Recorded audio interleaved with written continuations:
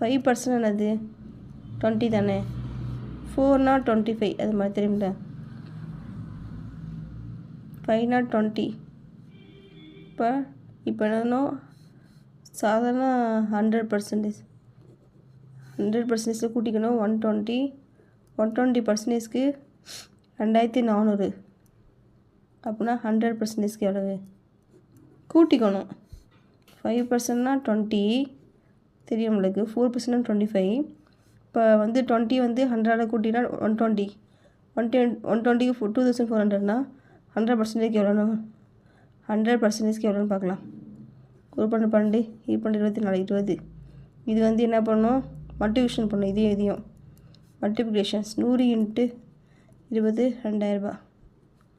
100%க்கு எவ்வளோ வரும் 2000 தான் ஆன்சர். 2000 ஆன்சர்.